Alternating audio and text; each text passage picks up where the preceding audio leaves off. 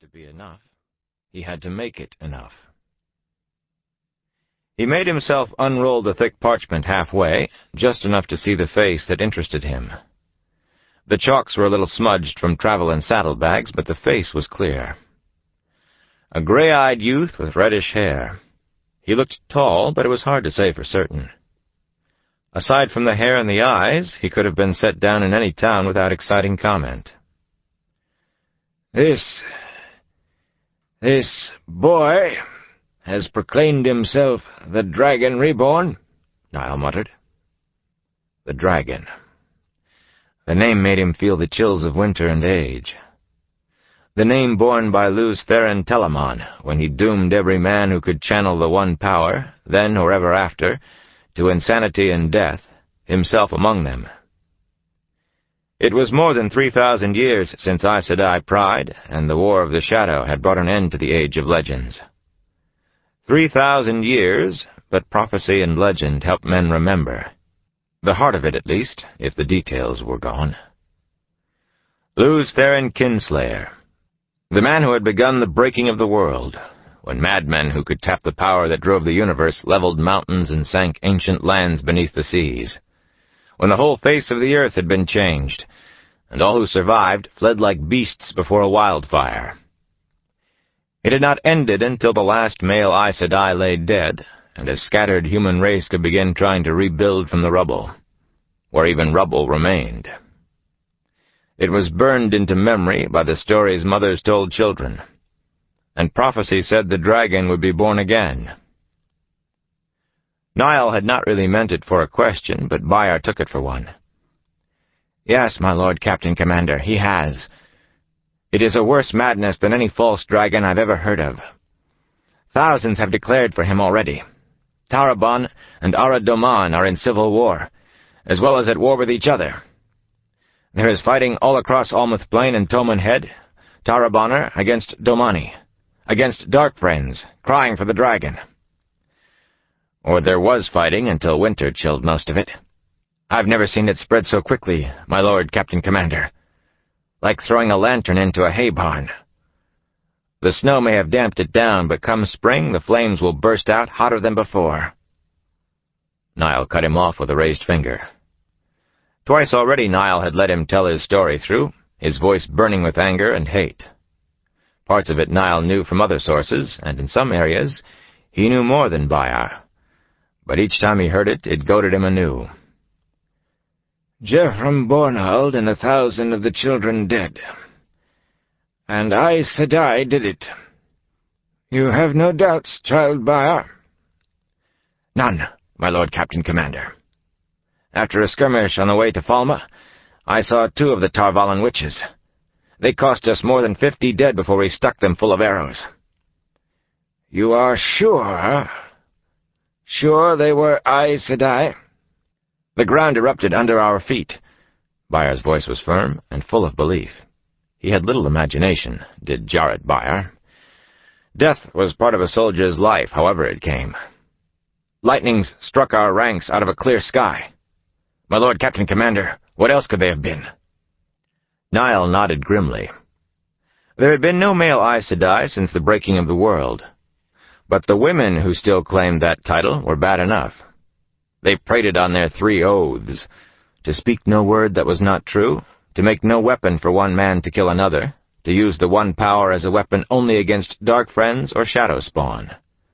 But now they had showed those oaths for the lies they were. He'd always known no one could want the power they wielded except to challenge the Creator, and that meant to serve the Dark One. And you know nothing of those who took Falma and killed half of one of my legions? Lord Captain Bornhold said they called themselves Shonchan, my Lord Captain Commander, Bayar said stolidly. He said they were Dark Friends, and his charge broke them, even if they killed him. His voice gained intensity. There were many refugees from the city. Everyone I spoke to agreed the strangers had broken and fled. Lord Captain Bornhold did that. Niall sighed softly. They were almost the same words Bayar had used the first 2 times about the army that had seemingly come out of nowhere to take Falma. A good soldier, Niall thought. so Geoffrey Bornhold always said, but not a man to think for himself. "My Lord Captain Commander," Baier said suddenly, "Lord Captain Bornhold did command me to stand aside from the battle. I was to watch and report to you, and tell his son, Lord Dayan, how he died." "Yes, yes," Niall said impatiently. For a moment he studied Baier's hollow-cheeked face, then added, "No one doubts your honesty or courage. It is exactly the sort of thing Geoffrey Bornhold would do, facing a battle in which he feared his entire command might die." "And not the sort of thing you have imagination enough to think up." There was nothing more to learn from the man. "You have done well, child Baier. You have my leave to carry word of Geoffrey Bornhold's death to his son. Dayan Bornhold is with Eamon near Tarvallen at last report. You may join them."